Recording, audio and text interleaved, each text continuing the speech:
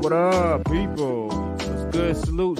Yes, sir. Yo, what's good, everybody? Salute to the tribe. We're hip hop and comics and hip hop. We're a niche channel. Reserved for the best. It's super dope. I do sell comics. Check me out on Instagram at 6th_element_comics. Yeah, because comic books are the sixth element of hip hop.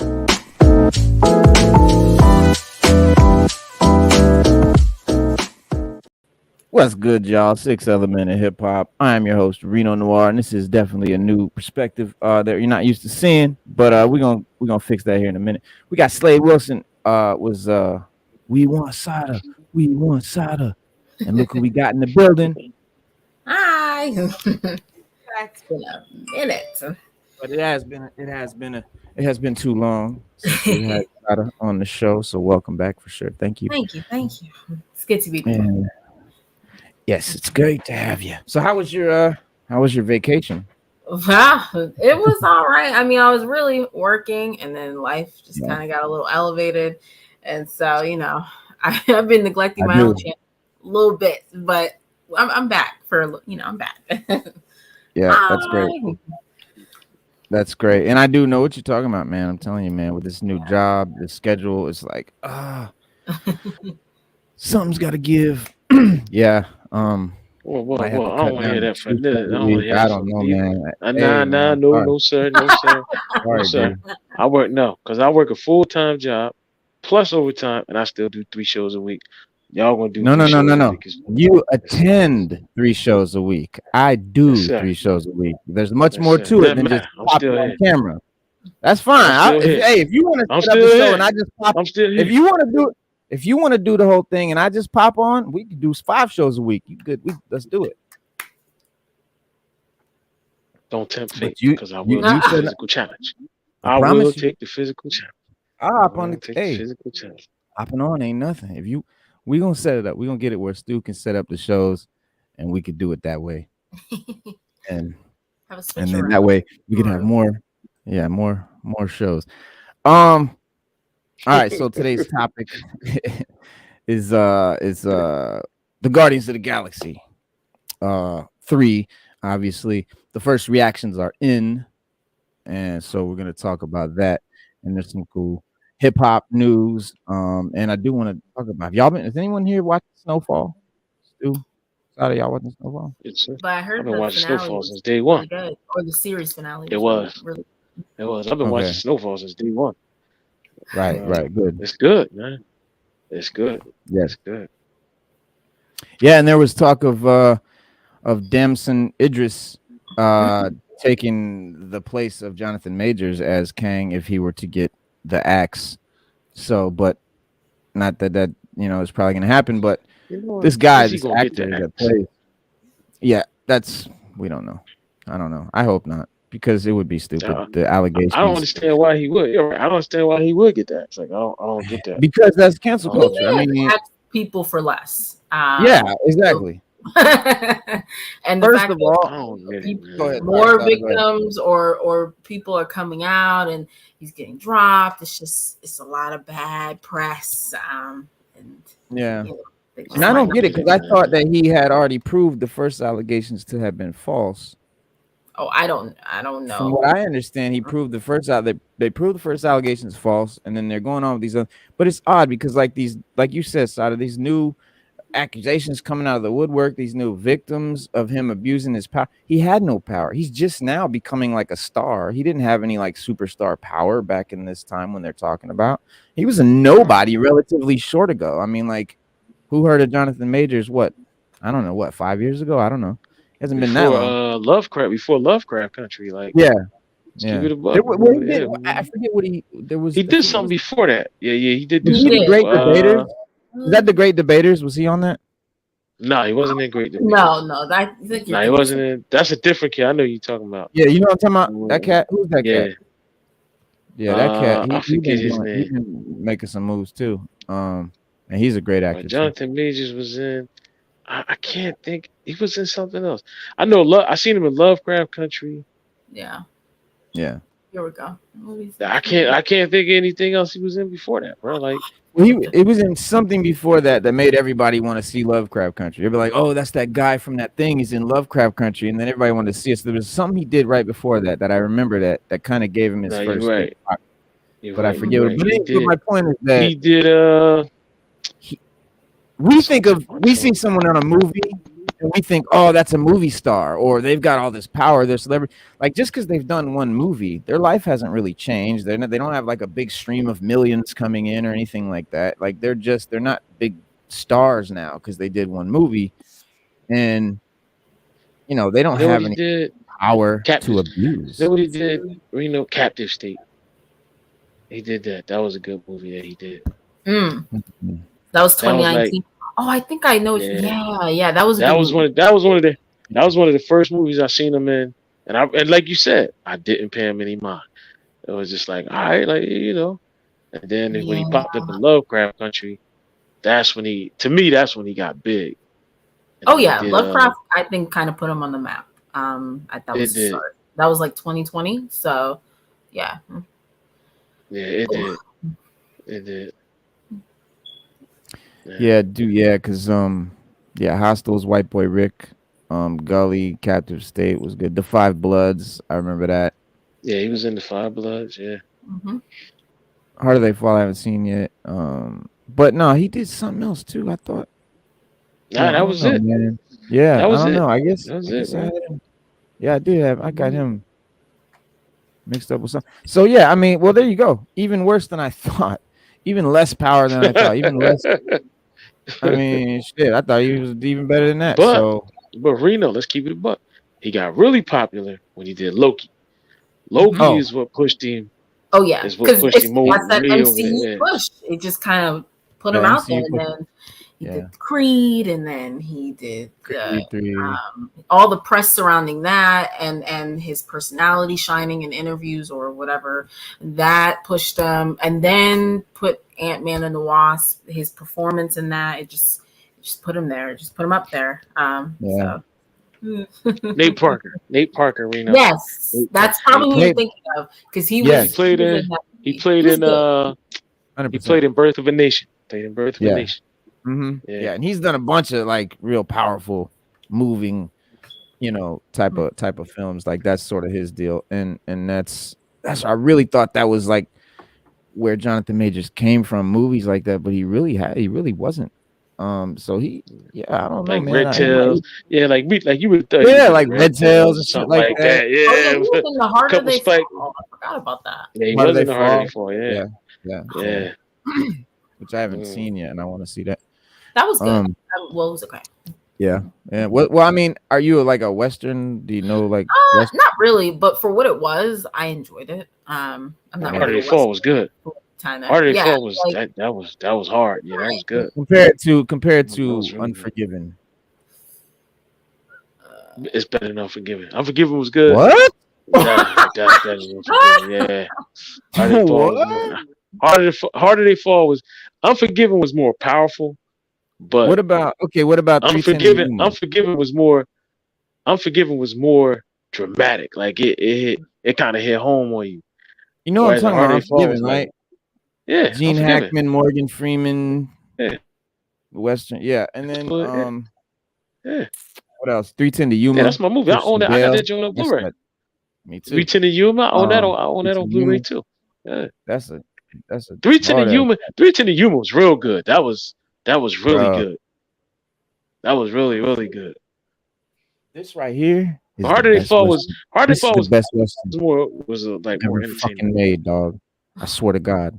I've never watched it. Never watched it. I gotta watch it. Yeah, I've never watched it either. It's also the longest title you ever seen of a movie. The Assassination of Jesse James by the Coward Robert Ford. That's the name of that's the title. And it's Brad Pitt looking just as old and crusty and ugly, and it's dope. It's dope. And he plays Jesse James. This is Brad Pitt. He plays Jesse James in the end of his life, way after his prime, after he was doing all his robberies and shit. He's settling down, and there's this guy that is sort of just on his nuts, bro. Just emulates him, just wants to be him, wants to be in his skin, and like follows him everywhere, and then just like emulates him to the point, and I don't want to ruin the story because there's a whole twist, and it's just, but the way it's shot, okay. Have you ever seen those turn of the century photos where the center is in focus, but sort of everything around is more out of focus, and it's like the really old photography, like, well, that's like they shoot the film, and there's like, you know, a lot of it looks like that. It really looks like you're looking through the lens of like an old turn of the century camera, bro, and it's so authentic, bro, and it's Casey Affleck, Brad Pitt, like phenomenal actors, bro, and again, the cinematography is crazy.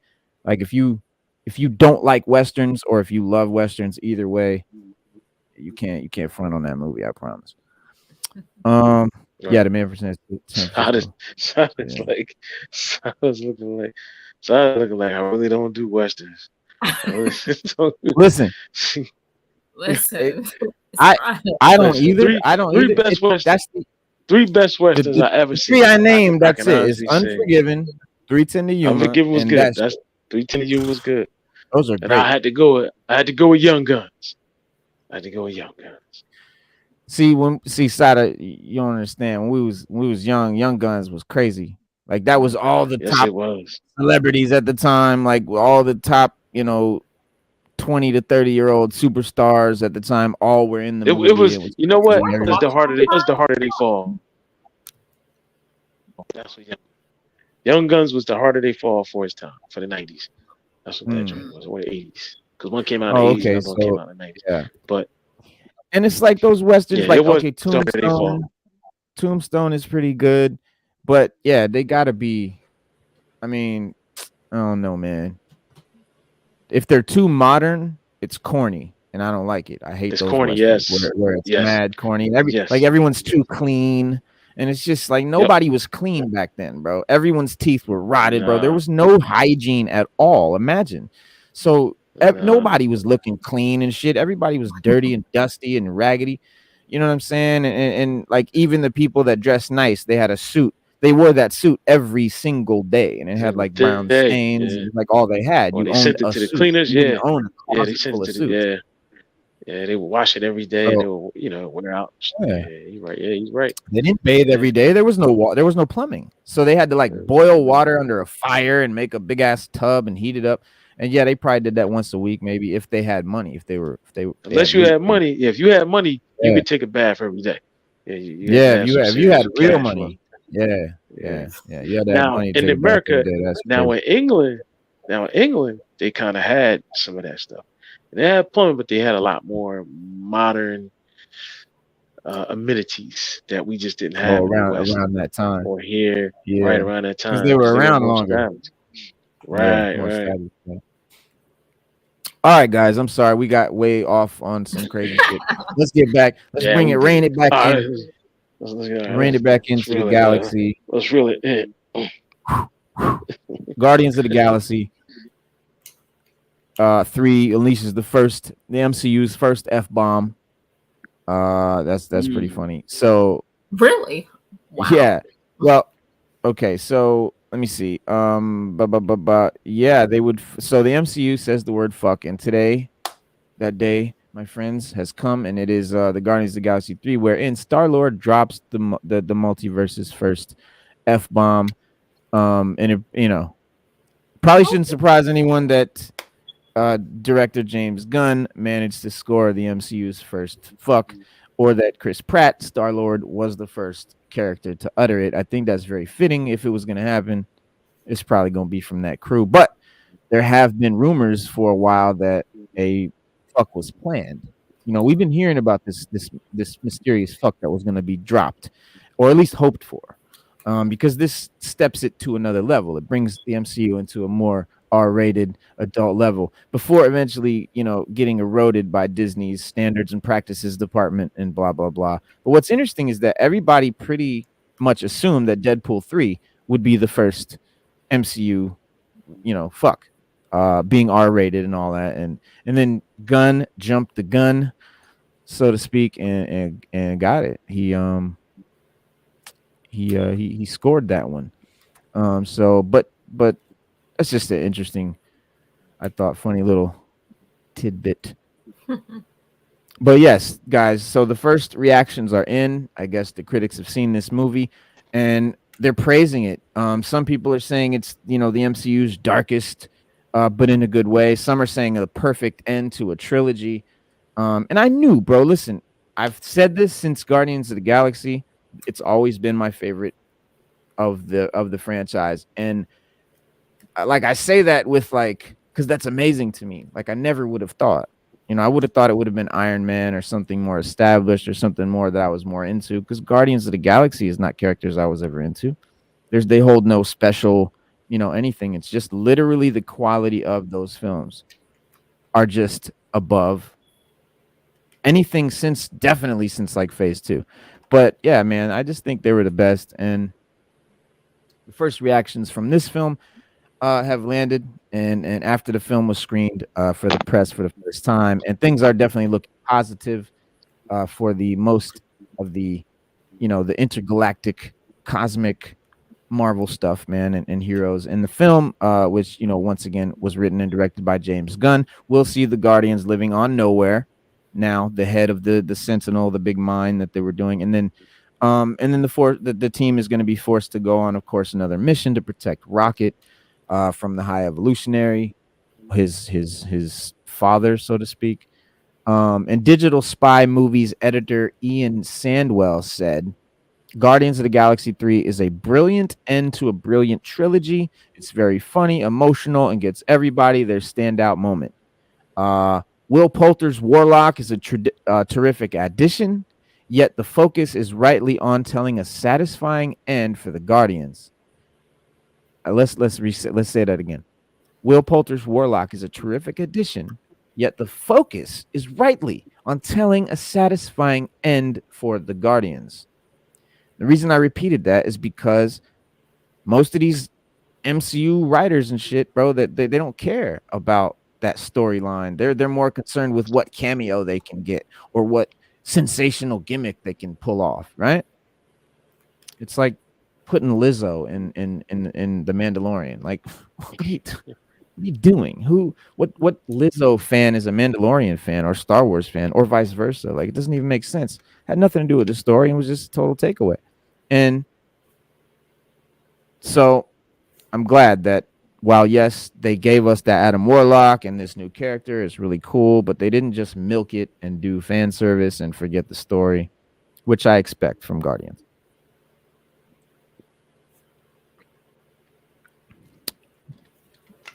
But yeah, there was a lot of, what do you call it? Critiques and reviews. What's his name? The radio host from Absolute Radio, Emile Franchi, said, after seeing it twice, I can safely say Guardians of the Galaxy 3 completes the perfect MCU trilogy. It's heartbreaking and hilarious, and I've loved this team from the first. Uga Shaka, a blast for 10 years, end quote. Volume 3 sees the main cast return with Chris Pratt as Star-Lord, Zoe Saldana as Gamora. You got Dave Bautista as Drax, probably, and for the last time, Bradley Cooper as Drax and Vin Diesel as Groot, sort of. Other returning members of the ensemble, we've got Karen Gillan, of course, as Nebula, Sean Gunn, and Palm Clementif, and Sylvester Stallone is back as one of the Ravagers, the big Ravager. Because I don't know, man. I was sad that we lost Yondu, man. He was great. Yeah, he was. Yeah. But I guess Stallone is sort of going to be his replacement. I know. Was he an actual character, though, in the second one? Mm-hmm. Oh, yeah. Yeah. Okay. Yeah. What else? Film critic Alexander Cardello said, Guardians of the Galaxy 3 is more than ever Star Wars as a stoner comedy. He said, lovable weirdos, big Marvel action, and goofy jokes, but nothing can prepare you for all the emotions.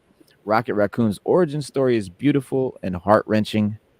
Joe editor Rory Cashin also praised the sequel. He said, can confirm that I shed a tear during Guardians of the Galaxy 3 and that I would very happily watch an Adam Warlock solo movie. That's very promising. That's dope. because Adam Warlock is such a cool character, bro. I mean, but I'm wondering how vastly different he is from the comics, because depending on that will determine if I want to see a solo film about him. Thank you. You took the words right out of my mouth. If because that's exactly what I'll be looking for. Because I'm sure James Gunn can make a great character, but is it Adam Warlock? Is it how, like you said, how different is it from the source material? And that will determine it. That will definitely determine it for me. But some calling it the saddest and darkest movie yet, which again, for me, guys, I'm sorry, that is a plus, because Guardians is so not that. It's always been so colorful and bubbly and fun that I think it's just so impactful when you do dark and it makes sense. This is not like Man of Steel or Batman v Superman dark. Just dark for the sake of being dark, right? It's like it makes sense. It's a great ending. Like, it's dark for a reason. But the early reactions, I think that are very promising. I'm just super excited about it. I want to get on here and talk to y'all about it because I'm mad excited because I love this movie, this franchise, and I can't wait for this movie. And I'm glad that we finally got a movie, Stu Dog, that we've been anticipating, that the critics' first reactions have actually been positive, because Black Adam, they shitted on. What they shitted on? What was the other one? The last one? Ant-Man. Quantumania, they shitted on that. Yeah. Mario got all the love, so I still need to see that. But yeah, you do. Yeah, definitely got to see it. I still need to see it too. Yeah, definitely got to see it. And well, the great thing about Mario, what I love, what I love about. I don't mean the great thing about Mario. The great thing about Mario being loved and the great thing about Mario being successful is it's successful and it did not push any sort of agenda. There was no backward underlying social, political messages. It was just Mario Brothers, the movie about Mario Brothers and the video game, and that's it. And it was successful and people loved it. And I hope that is a lesson learned for these assholes over here. Yeah, that's what I'm hoping. Because we had that with Top Gun 2. That was a sleeper freaking hit. It was the same thing like Mario. It was just a movie. So right. I don't know if it's gonna be like a lesson or it's just gonna be every once in a while we get a movie and it's enjoyable and it's like, okay, cool, let's just have fun with it. Much more likely. Yeah, I agree. Much more likely that'll be what it is. But we can all dream. We can always dream. The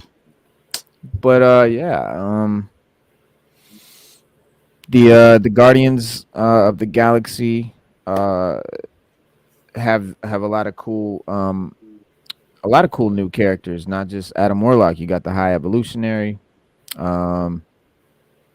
and that's a character that I'm concerned about. Not so much like, is it going to be how he is in the comics? Because he doesn't have like a whole lot of, material about him, or he doesn't have a whole lot of personality. You know what I mean? So they can kind of do whatever they want, kind of go any way they want. So I'm not, but with Gunn, I'm not really worried about it. And with these reactions, man, I'm really happy because they're loving him too. I'm excited. One of the few that I'm actually interested in. So this is good stuff. Right. That's what I'm saying. Like, yeah. Because it's been a while, man, since I've been able to be, since we've been able to be really excited about something that we are just confident it's going to be good, because that's been a while. Because that used to be that way. Think about that, bro. Like when a new MCU movie came out, it was never like, oh, I don't know, is it gonna suck? That never happened, bro. Up to Endgame, like Endgame, and after Endgame, it started to be a crapshoot. Like really worried, but used to be, man. You didn't worry, man. You just knew. MCU movies, dope. It's gonna be dope.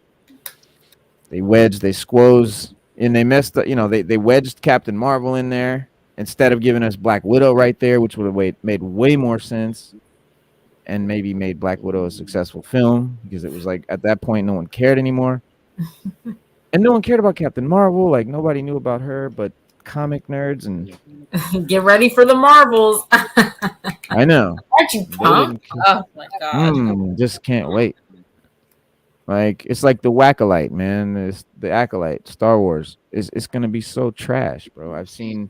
When you've seen the actresses sitting around talking about it, it's just cringy. I sent you the video, Stu. Yes, you did, and it was appalling because they you know what, they had a good point.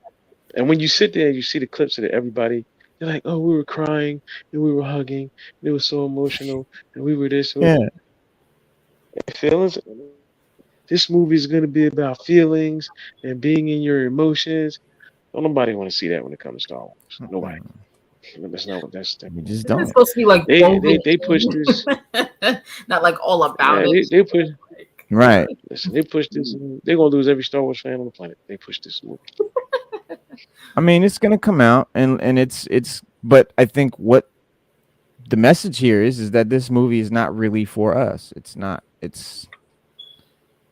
It's for whoever they. I don't know who. That's their.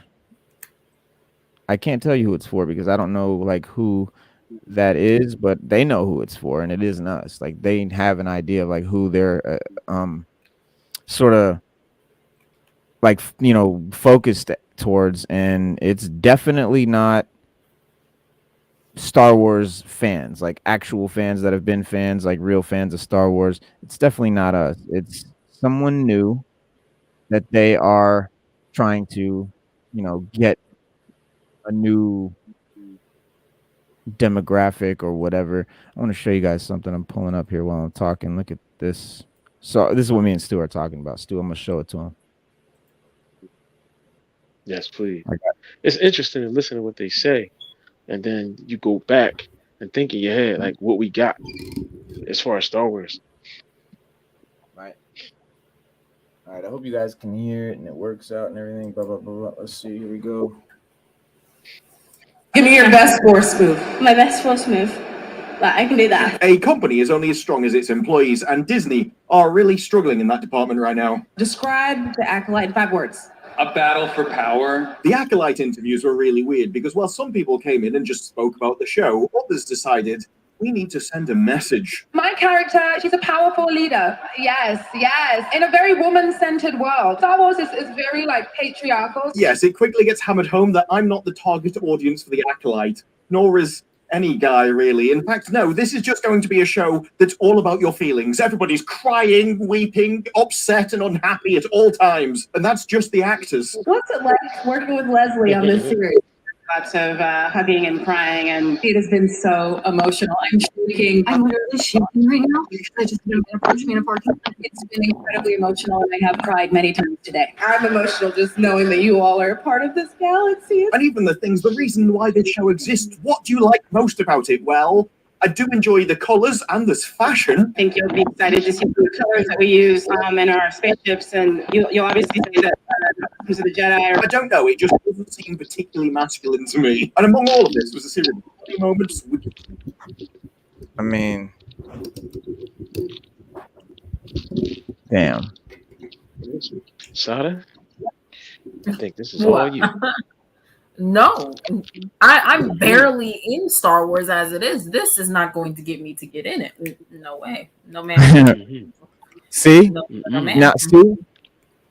And I bet you Sada's their target audience, right? Young, female, not quite into Star Wars. We want to get her into Star Wars, but it's not going to work. She just told you. That's not how you do it. Because it's not about bending something to make it something someone would like. It's about just, it is what it is. And if you like it, cool. And if you don't, there's other stuff that you probably will like. You don't have to make everything for everyone. That's the big problem with this, I don't know, millennial generation. They want everything to be for everyone. And that's just not how things are, man. It just doesn't make a lot of sense. But yeah, I just wanted to show y'all that clip because, damn. And that's why I said this is Masada. But listen though, like it's not. Well, I want to be clear. I want to be clear. Like we don't. This is not like we don't want feminine stuff in Star Wars. Like our thing is, you don't have to over feminize it and Star Wars is like so patriarchal. When? Like no, it's not, and it never was. Like look at how hype we are for the Ahsoka show. Like we're misogynists, right? So we should hate that show that's a female character lead, right? But no, we don't, because it's a great character that was written well. Rey is a horribly written character. We have no problem that it's a female. Like I have no problem with the new Luke, right, being a female. That's fine, bro. Because even in the books, like that, you have Mara Jade. Like that's fine, bro. The problem is she's just not written well. She's a Mary Sue. She has no substance. It's just, and so how is she going to bring in the new Jedi Order? That's the new Rey movie, the new Jedi Order. How is someone who's not a Jedi, who's not trained as a Jedi, going to be the one that's responsible for creating the new Jedi Order? Man, that's going to rub a lot of people the wrong way. But you know, when that movie flops, and it will fail, what they're gonna say is they're gonna say, "Look, Star Wars movies don't make money." Instead of they don't if you keep what it is. You don't if they're bad. No, you don't if they're bad. Like we don't eat bad food. We don't go to fast food and service the crappiest food we ever had, and then we keep paying for it. We'll be like, I ain't going there no more. I don't want to eat that. Right. You know, Star Wars, the original Star Wars was a tragedy. Sort of like something written by Shakespeare. And Greek people tragedy, don't realize it wasn't about Luke. It was about Anakin. The whole story was about Anakin. No matter what happened in that story, it was about Anakin. Whether he was Darth Vader or Anakin, the whole thing was about Anakin Skywalker. It wasn't about Luke. It was about Anakin. And if they were smart, those other 3 movies they made should have been about Luke and everything that happened afterwards. You know, and that would have made it, you know, you could have did that and that would have made it great. And that's why I said, Sada, this is all you, because I know Sada doesn't, you know, she ain't really into Star Wars, but she said the right thing. She said, it's not going to make me want to watch it. You start then they want the general audience that doesn't watch Star Wars to be Star Wars fans. And Sada's like, I'm not interested in that. That's not even close to what I would want to see. Even if I did want to see Star Wars. But Kathleen Kennedy is on a mission to feminize Star Wars, push that agenda with Disney. Because Disney's on this whole... Disney's got a whole agenda I'm going to say it. That's just rubbing people the wrong way. It's rubbing parents the wrong way. And or de-okay their children to watch. You know, I've heard parents say... I would like to take my child to see a Disney movie and it doesn't have any type of homosexual references in it. People are saying Disney just keeps doing it, and it's gonna come to a point where people are gonna stop supporting Disney because, you know, they don't want to explain this stuff to their kids.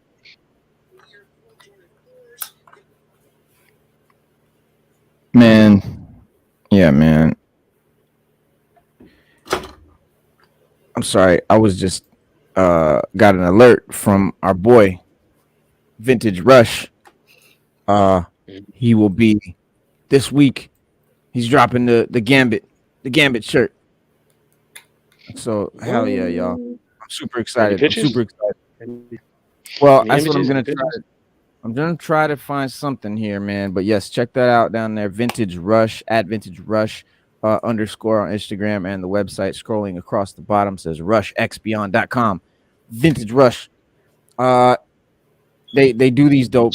Well, I mean, listen, Vintage Rush does all kinds of stuff. First of all, they sell all kinds of vintage collectible attire, from shoes, old school Jordan 1s, like all kinds of vintage clothes, jerseys, like dope shirts, everything.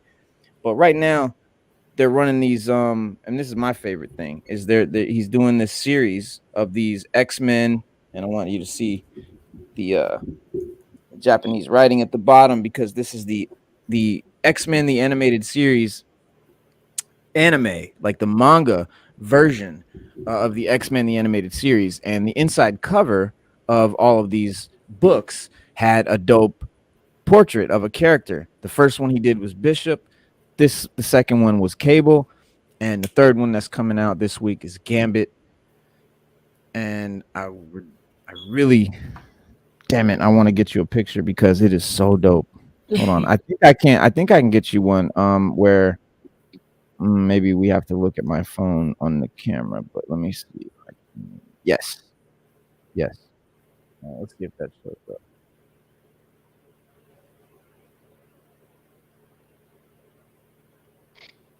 So I love, yeah, I mean, again, you guys, obviously it's real blurry, you can't see the image, but I love the fact that it's pink and blue, like Gambit's costume, and he's got, I know you guys can't tell, but he's holding one of his cards right there, and is between his fingers he's got like an ace, a card, you know, because he throws the cards, and man, it's got some cool detail, but you can't see it. But I love this pink and blue color scheme, because the Gambit or the Bishop one has like a red and yellow, bright red and yellow color scheme. The Cable one has this olive green and blue and gray and yellow, and then obviously the Gambit's gonna be dope with the pink and blue and the beige trench coat. So that's gonna be that's gonna be phenomenal. So guys, go check that out this week. I think he said like Wednesday, or sometime middle week, he's gonna be dropping them, and so they'll probably hit the website Friday. If I'm not mistaken, that's how he does it.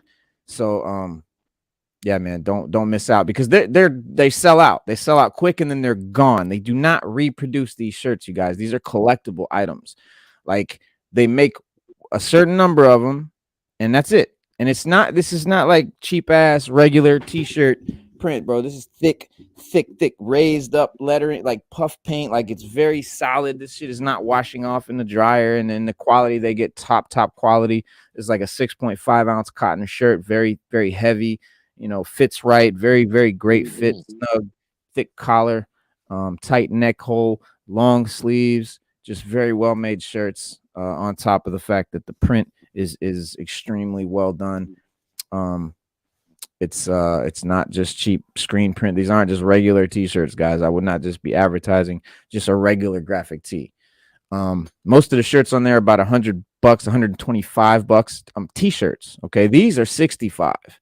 And again, you're paying for the quality, and you're also paying for the limitedness, right? So they make a certain number of them, and then they don't make any more, and they're sold out. Like the Bishop one, you can't get the Cable one. When this Gambit one drops, you better be on deck to get it. Let me show you the Bishop one. I like Bishop. I think he's one of the better X-Men from the future. But I like him. Hell yeah, bro. That's gonna be so wicked.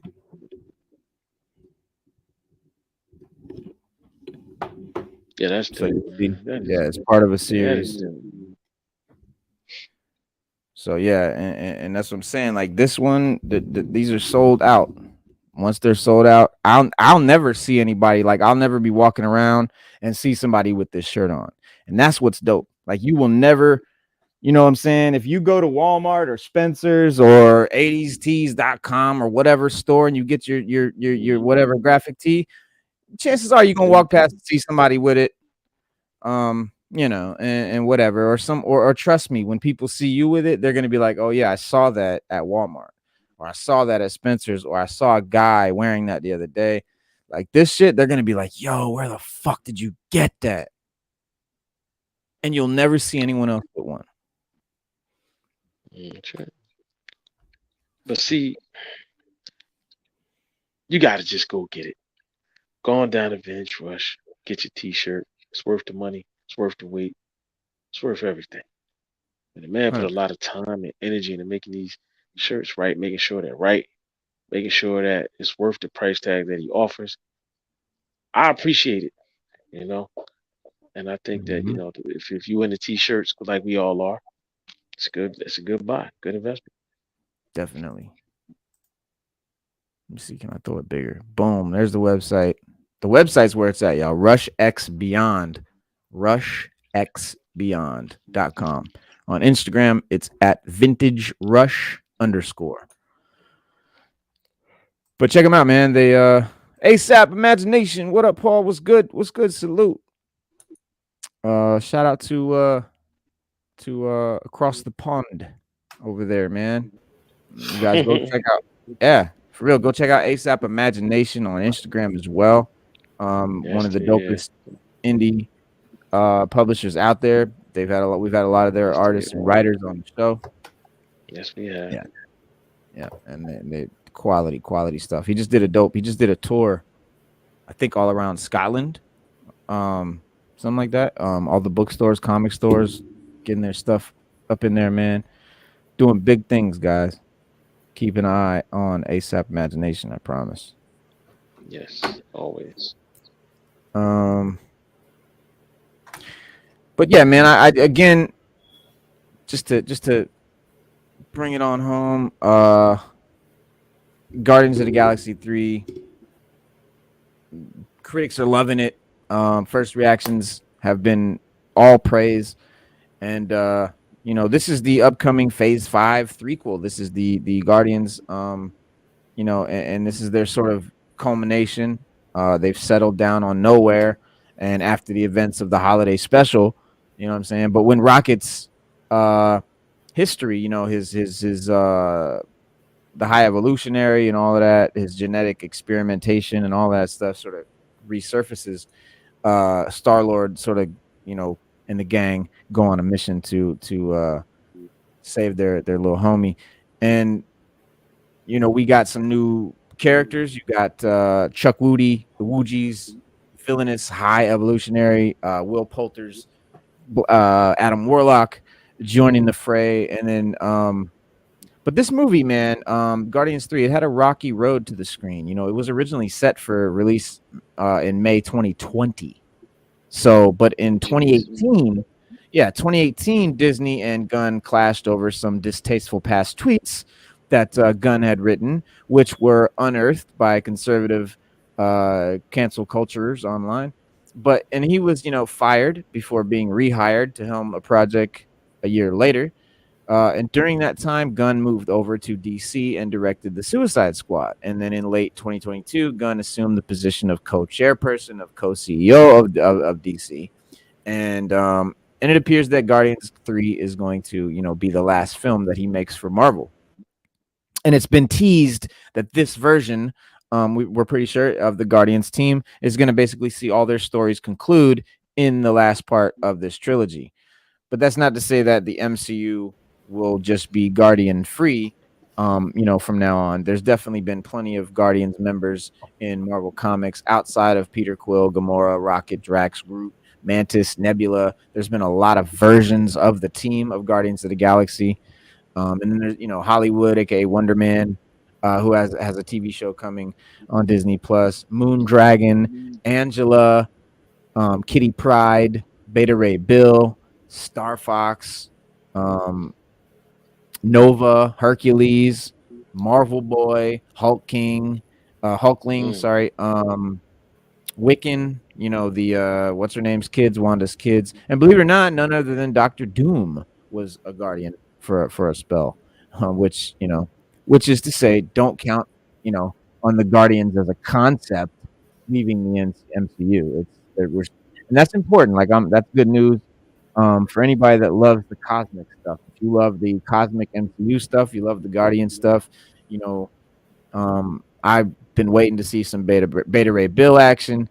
I would love to see a Nova movie or maybe this new team. We got the Wonder Man thing coming. Maybe that's what we're doing. Maybe we're building another Guardians team.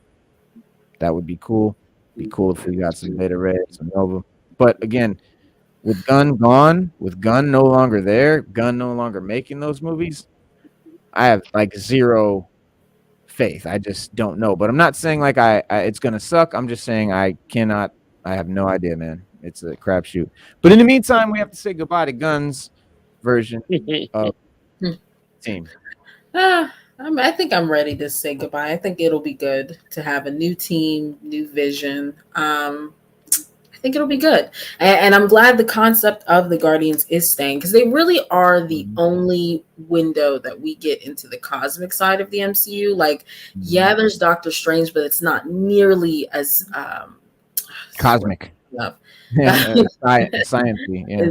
Yeah, it's not nearly as in depth as Guardians is with exploring the galaxy. Same with Miss Marvel. Like, it's not nearly as in depth. So I'm glad that that's staying, and hopefully, we get other characters who can help expand, because I don't want it to be solely on the Guardians, but it is nice. Yes. Now, do you guys think we're gonna get another set of Avengers? Because everybody keeps hinting at Young Avengers. They've been AWOL for some years now, since Endgame. Really, there's been no established Avengers team since Endgame. So they're gonna do the Thunderbolts, and that's gonna fail miserably because that team is whack. But they're running with it. But I think, man, they could just, if they want to save the day, man, let's go mutant, man. Let's bring it on, man. Let's get the X-Men going. That's the only way I think Marvel can come back from this shit stain that they've made of themselves. But what's her name? What's her name that just left Marvel, got booted or whatever, and now she's over there with Kathleen Kennedy, making stuff ridiculous. What's her name? Some people have been getting booted from Disney. Who got fired? This lady got fired from Marvel, and she was a big wig. I got her name here on my post. Oh, Victoria Alonso? Is that yes. Yeah. Victoria Alonso. She was fired. Yeah, and a lot of people blame her for the phase 4 and like the phase 5, like the way it's the whole Eternal stuff, like all of that, like just everyone's like the the agenda stuff. That's all been her, apparently. And now she's over there with the queen of agendas, Kathleen Kennedy, and they're teaming up to just destroy Star Wars for us. So thank you for that, Marvel, for unleashing the demon. But maybe that will save Marvel in turn, and I'm glad that she's gone. Like everybody's like, yo, I can't wait for the Mutants movie and the X-Men movie, and like I'm like, please don't, like, please, let's wait.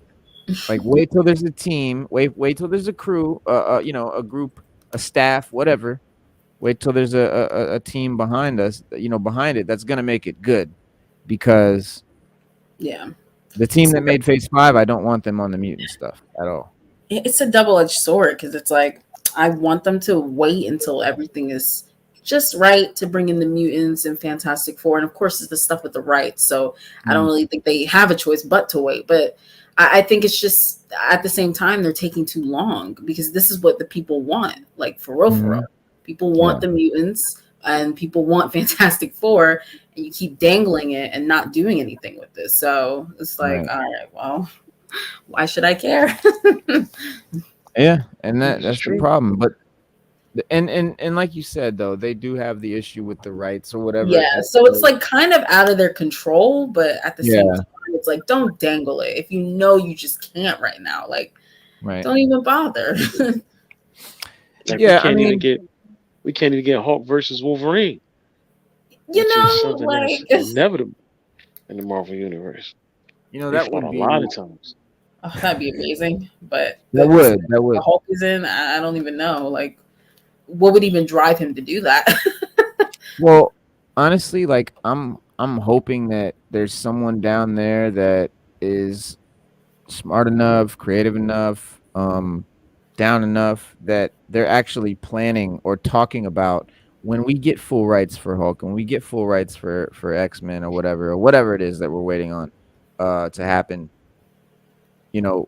After we do the X-Men movies and stuff, and after we let's do that Wolverine versus Hulk movie, because there's 2 Wolverine versus Hulk Actually, I think there's 3 or 4, but there's the main one. The first one is the first appearance of Wolverine. The first time we ever see Wolverine is in the Hulk number 180. At the very last page, he's just standing there, and he's the Wolverine. And then Hulk number 181, we see the battle of Wolverine and Hulk, and that's the introduction to Wolverine. And then, much more recently, there was a Hulk, the Ultimate Universe Hulk, and he's just sort of like a boss. Like he's just sitting at the top of some mountain, with like a harem around him, and he's just like sitting there like, king of the world or whatever. And Wolverine is sent to go capture him or whatever, and that's the one where Hulk rips him in half.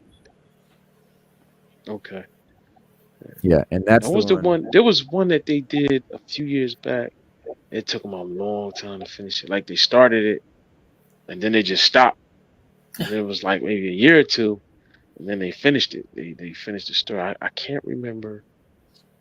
Hulk and Wolverine. It was Hulk versus Wolverine. I actually had a comic.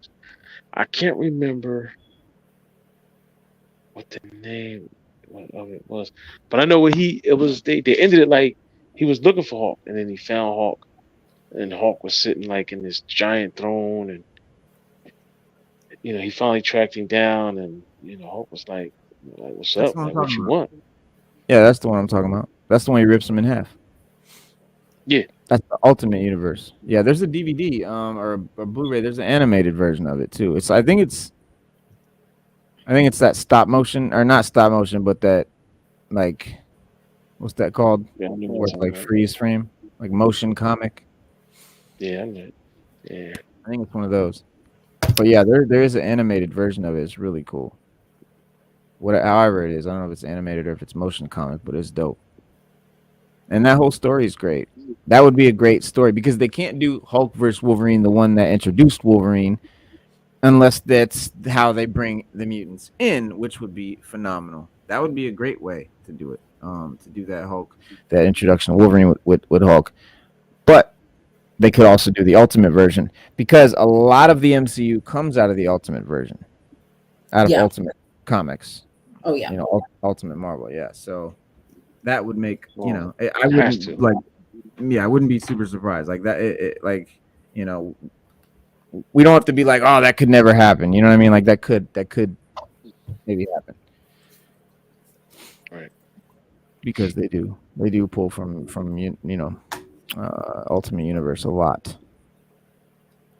Yes, like Nick Fury being African American, that's from the Ultimate Universe.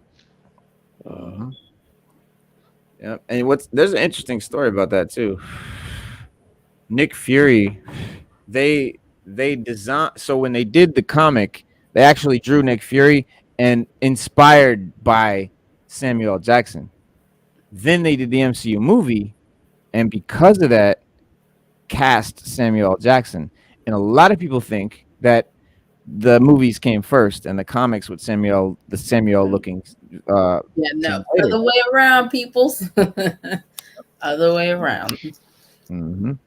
Yeah. But yeah, I mean, speaking of the cosmic universe, dude, I mean, it's or the cosmic Marvel, the cosmic world of Marvel Universe is I mean, some of the most powerful beings in the canon, which I love that whole, the celestial powerhouses like Eternity and the Living Tribunal and these entities, these godlike, and then Thanos and Silver Surfer, Galactus, and there's, all these powerful beings that can actually harm the galaxy and harm the universe and harm reality as we know it. And thankfully, the Guardians of the Galaxy and their occasional teammate, Adam Warlock, because he's usually teamed up with them, are there to defend it. But with this appearance that we've got coming in Guardians 3 with Adam Warlock, it's become more evident that the limits and attributes of Warlock's abilities are still largely mysterious. We don't really know, like Sada said, what they're going to do, how close to the comics they're going to go with it. But not only is he incredibly powerful, but he's also one of the most valuable members of the Guardians and one of the most powerful characters in all of Marvel. And initially, he was created for the Fantastic Four,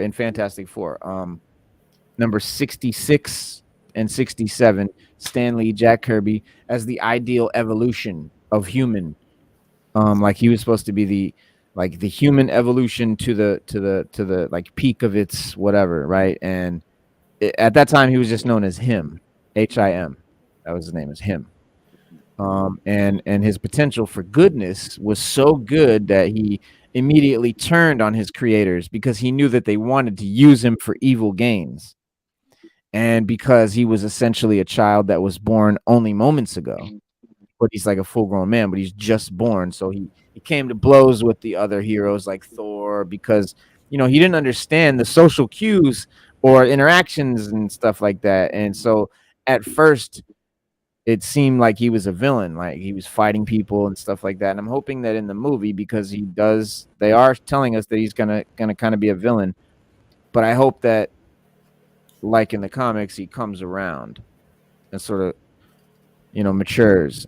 Because it was during his time with the High Evolutionary on Counter Earth that him took the name of Adam Warlock. And Adam, High Evolutionary is in this movie, and all of this is really from the comics. And that's what I love about Guardians too, is because they do pull much closer to the comics than a lot of MCU films. And this was also when he gained the power of the Soul Gem, right? He's got the gauntlet, the Infinity, not the Soul Gem, the Infinity Stone, the Soul Gem, and was set on a path that led to the Infinity Watch and the Guardians of the Galaxy, as well as his growing power. Because Infinity Watch, what I'm saying, that was a great storyline. Adam Warlock's like knocking Thanos out and shit. Like, yeah, and his powers and abilities grew over time, but he had a wide range of capabilities and that his power offer, both physical and energy based. For example, he's got super speed and super strength, which allowed him to fight and injure characters like Thor. And he also went toe to toe with a clone of Thanos, that matches the strength of the original in Thanos Infinity Abyss #2. By Jim Starlin. That's dope. But nevertheless, the real power of Warlock definitely came in his connection to the Soul Gem, right? That's where he's real, because he's part of that Soul Gem, and basically it allowed him to connect to the soul world and interact with those within, and also travel in and out of it. And because cosmic Marvel is not just outer space, it's also supernatural, Dormammu, it's dimensions and stuff like that, and the multiverse and all of that stuff. So it's cosmic Marvel is a broad thing, and with that, his cosmic knowledge and his magic, magical abilities, clairvoyance, telepathy, energy manipulation, quantum magic, basic spell casting. He's in a lot of Doctor Strange stuff, and those abilities basically have allowed Warlock to fight Thanos again in the Infinity Gauntlet series by Jim Starlin and George Perez, God rest the dead, and Mephisto he fought in Infinity Finale by Jim Starlin and Ron Lim, and where he's limiting Mephisto's abilities by literally taking his mouth, right, like on some Neo shit, Matrix, right? But he couldn't be trusted to wield the Infinity Gauntlet, right? Because remember, he's a baby in a way. So, but it is of note that he is capable of wielding the Infinity Gauntlet. So for all intents and purposes, Adam Warlock has proven that he may be one of the most powerful non-celestial entities in the Marvel universe. Because you don't compare him to celestial beings like Eternity and stuff like that, but compared to Thor and these characters, he was not nothing to be fucked up with. But he still brought more to the universe and the Guardians of the Galaxy than just raw power. You know what I'm saying? He's got the power levels, but he's definitely offered a lot more than that. He's for example, in his life, in Warlock's life, he's established the Infinity Watch, right, which was a team of individuals tasked with guarding the Infinity Gems from, what I'm saying, and the team was made up of a reformed Thanos, who's now a good guy, which proved that Warlock didn't need to solve problems with violence. He could, get somebody on his side. And by leading this team, he proved that he had the qualities of a leader, and that he led this team of misfits that normally would not have been together. And Guardians of the Galaxy are just like that. They're a band of unlikely allies, right? The Motley Crew. And, it's not strange that Adam Warlock would throw in with them. I think it's the perfect, it makes perfect sense. This is that whole cosmic side of Marvel, which is the whole side to Marvel that some people never dive into. A lot of people stick on the street level side, right? They stick with Daredevil and Punisher and Spider-Man and, Luke Cage and Iron Fist and just all the characters that basically hack around on Earth, right?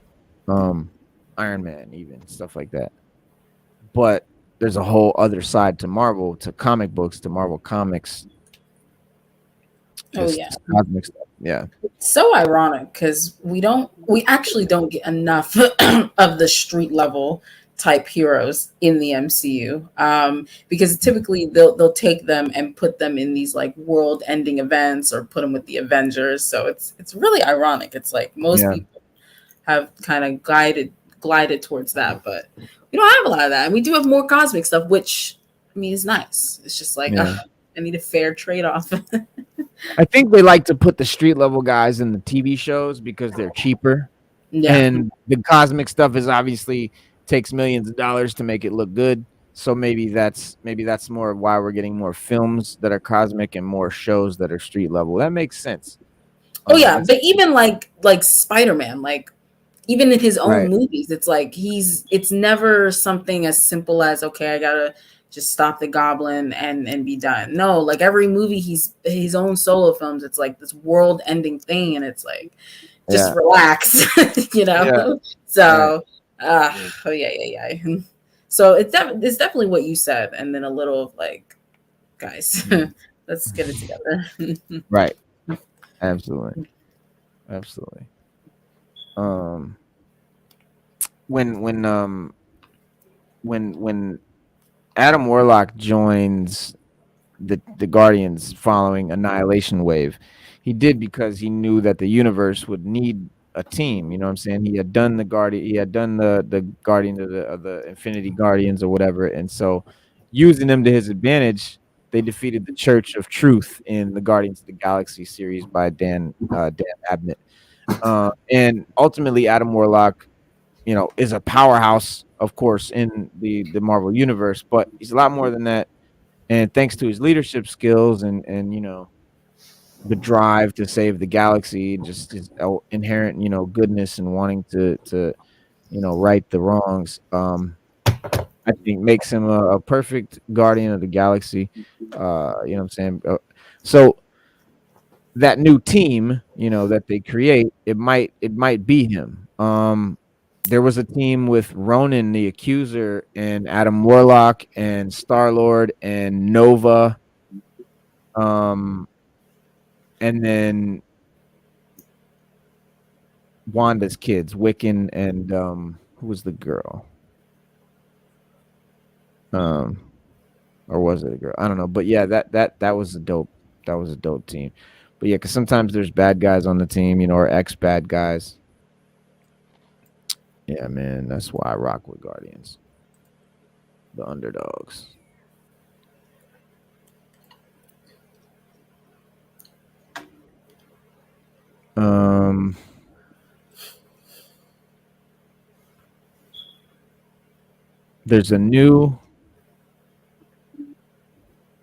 There's a book. Trying to find the thing of it. It's a Guardians of the Galaxy epic collection. So like a bunch, but it's Earth Shall Overcome. It's a book of exciting and confusing existential weirdness.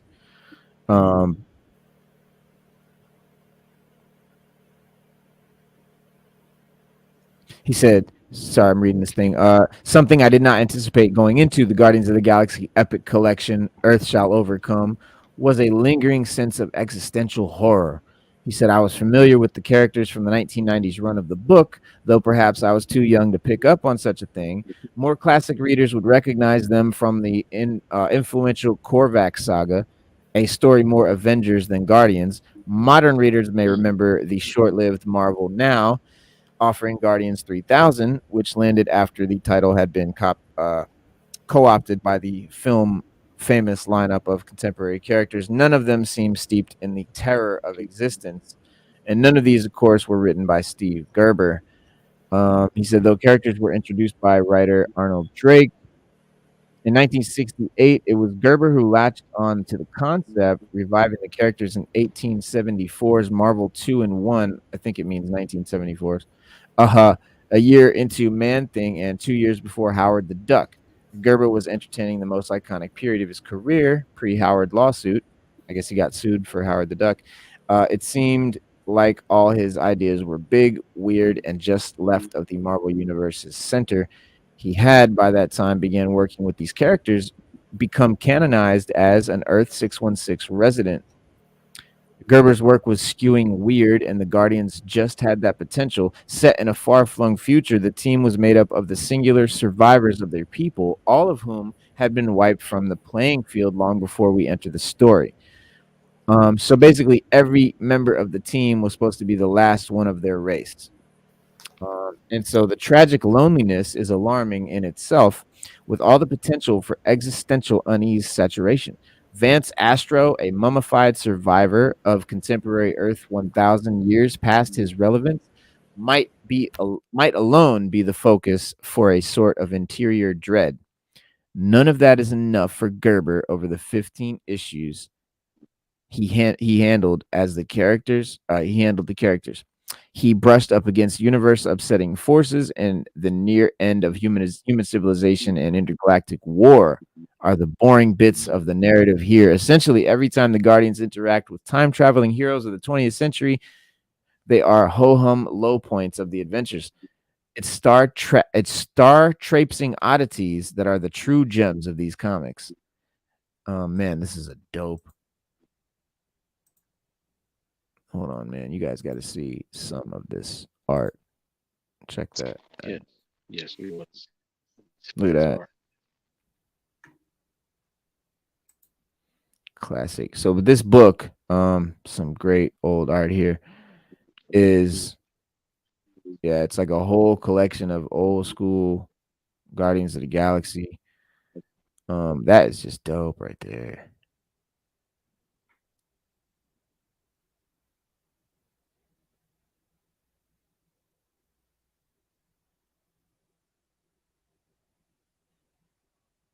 Sorry, I'm reading the things.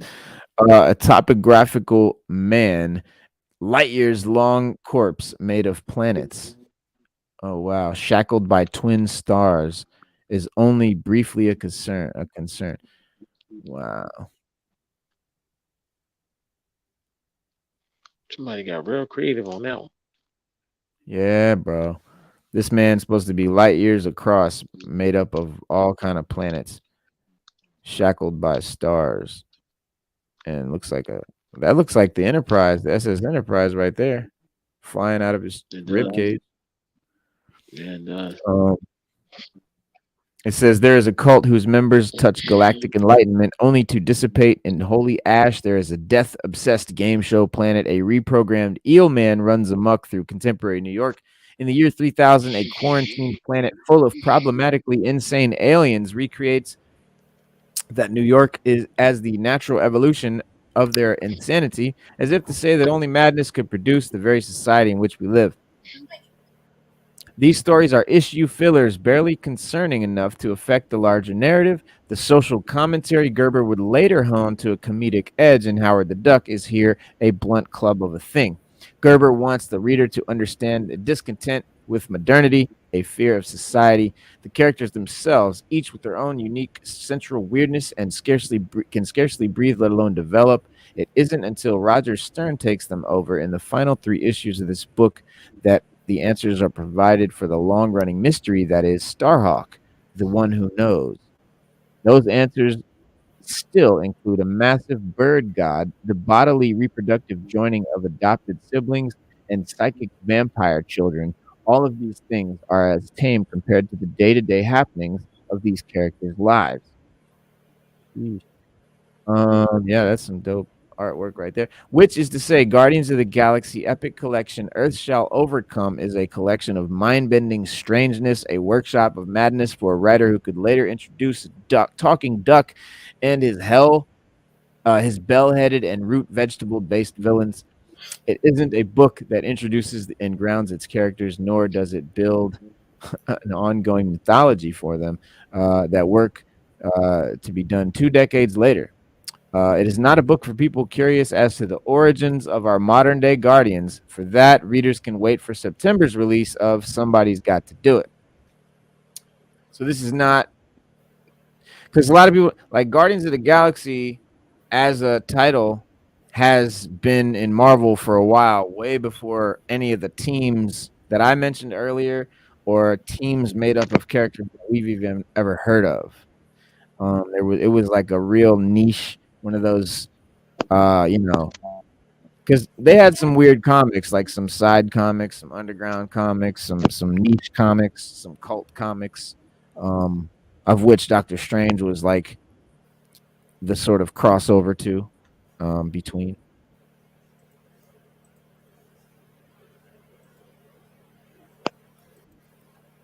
Yeah, but that book is available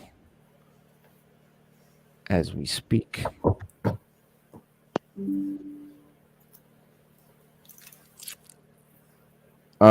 Snowfall just ended. That finale was crazy. But I guess there's going to be a spin-off of Snowfall. The girl Wanda, and this again, Stu, I don't know, man. I'm not really excited about this spin-off. It's Wanda, you know Wanda from the show, right? The girl that became a crackhead and ended up going to Africa at the end. Yeah.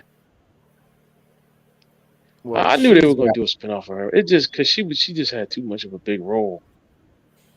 But she didn't though. Like from season 1. She didn't though. She barely had. She was barely any part of it. But she was always. She was always. She was always. Wait. She was always in it. Like she wasn't like a major player, like like with all the stuff that he did to become who he was. But she was always there. Like she was always just there. And Snowfall is so good, they want to keep it going. It's like Walking Dead.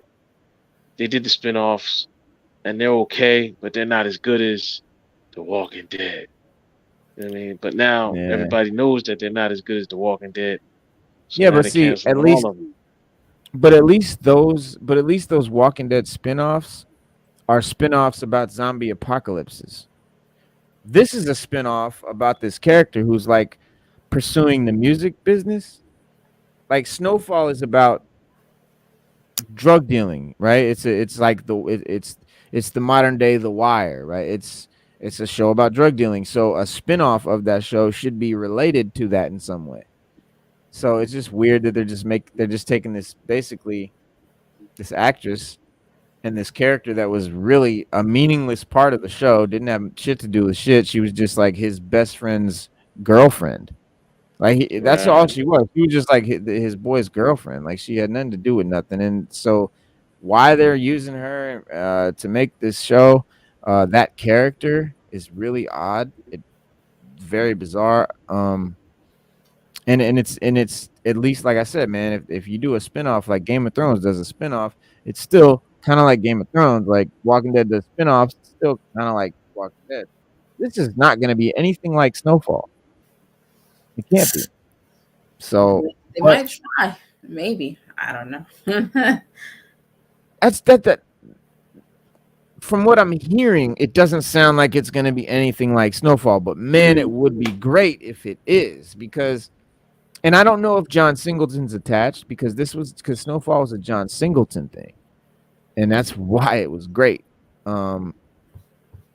Another cool part about the finale was, I don't know if you noticed, Stu, but at the finale when he's walking down the alley and he's talking to his boy, and he's basically a bum at this point, and they walk they're walking through, and there's all this like commotion and shit, and his boy's like, oh yeah, they're shooting a movie right over here. And then he's walking through, and he's like, oh yeah, y'all ain't gonna get no Oscars, and walks past. And so they show the movie set, like, you know, that they're filming a movie right there. Yeah. And you see from behind 3 little kids who are unmistakably the kids from Boys in the Hood. And John Singleton made Boys in the Hood, and he made this show. So it's like showing, because that it's taking place when they filmed Boys in the Hood. That's when this sort of takes place, and it was dope to see that. That little nod, that little Easter egg, was really fucking cool. Ooh. But so if John Singleton's involved, I'm all for the spinoff with Wanda. Sure, let's see what he does with it. Maybe it will be dope. Maybe it'll be really cool. Maybe it'll be all about the music business in the 80s and 90s and how, you know, drugs were involved in that, and maybe that's how it'll be a crime drama, you know, like Snowfall. Maybe. But apparently what we know about it is what they told us in the show was that she's now pursuing the music business, which is really just out of left field. She had nothing to do, bro. In the show, Sada, she didn't sing. She never did nothing musical in any way. We had no inkling that she wanted or would have ever wanted to be in the music business. It was really weird that they just said that. Because last we see her in the show, she just moves to Africa and is like gonna get away from it all. So that's where she went, and now all of a sudden they're doing a spinoff of her pursuing a music career. Oh man! But yeah, that's the closest thing we've got to plot information for this new series. So we also know that the Falcon and Winter Soldier creator and writer Malcolm Spellman will serve as the executive producer for the unnamed project. And yeah, so but that could be a mixed bag. Yeah. See how that turns out. Could go either way. So this is gonna shock a lot of people. Let's see what they say.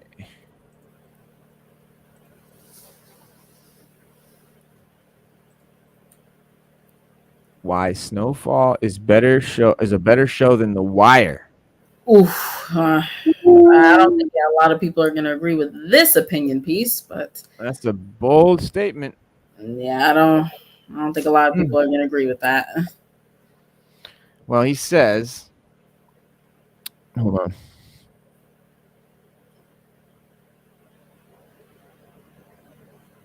Stu, you lying, bro. Yeah, I saw his message. I was like, dang. Jesus. Shit. Guys, crazy. Yeah. Hold on, guys. I gotta talk to Stu real quick.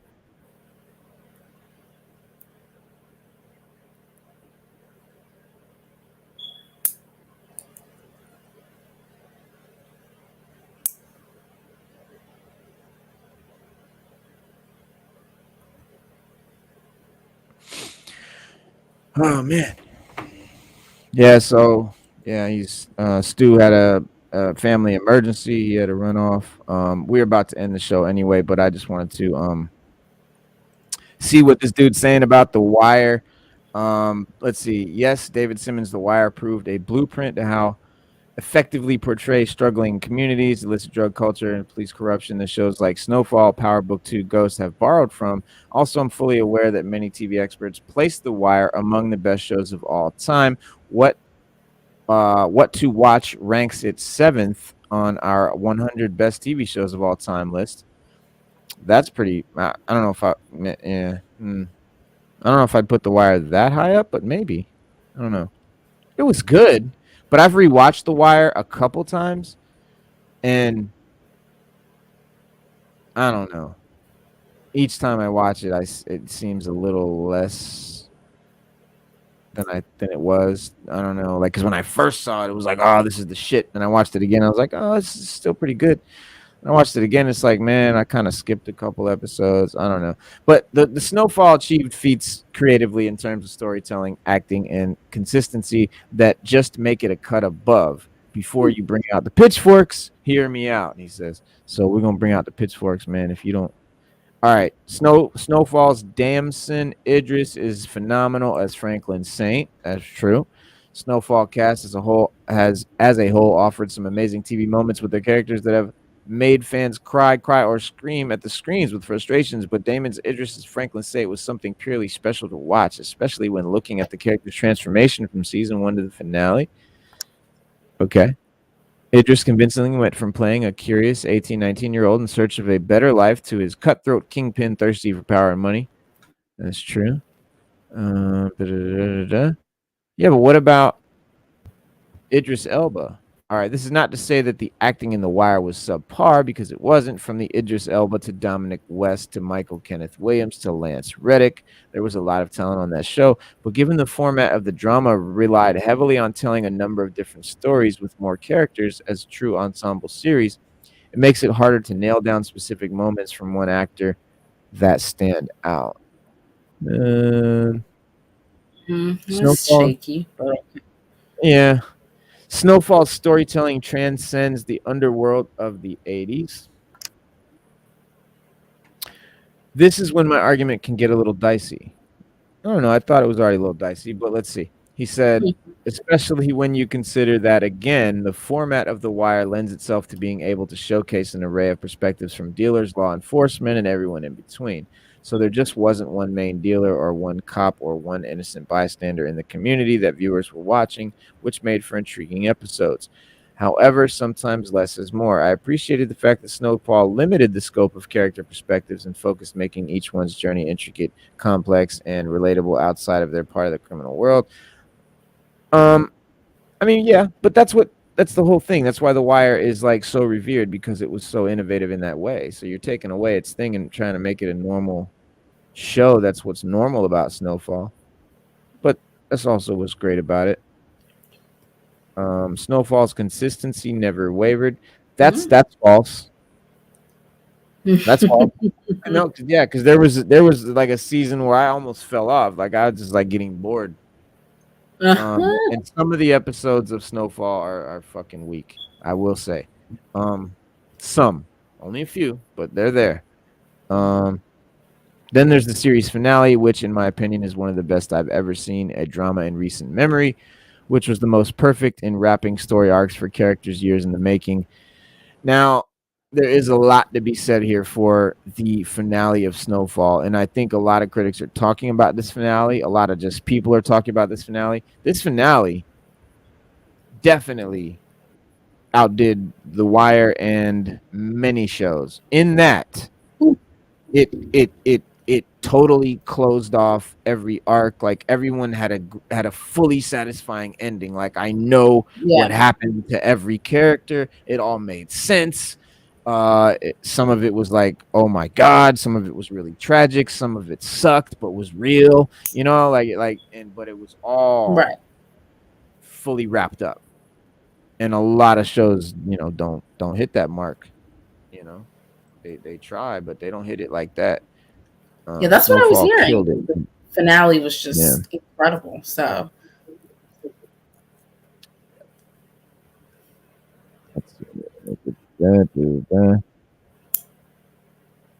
what happened to Lucy?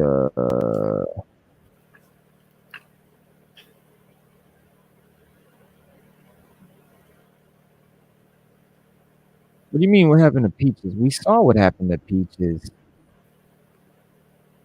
Did this guy see the finale?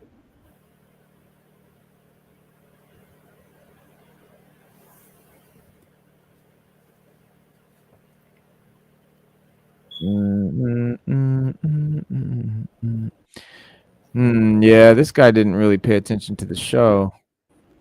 All these things were answered. Nah, bro. Yeah, that's what was great about Snowfall, bro. Everything was just wrapped up so tightly, so neatly. But yes, guys, it's about 8:30. That is our show. I do have to go, but we will be back. You know how we do. Every Monday, every Wednesday, and Saturday at 7 p.m. We will be here. I gotta go help Stu Dog with some things, but we will be regular as scheduled back Wednesday at 7. Guys, have a great week, and peace.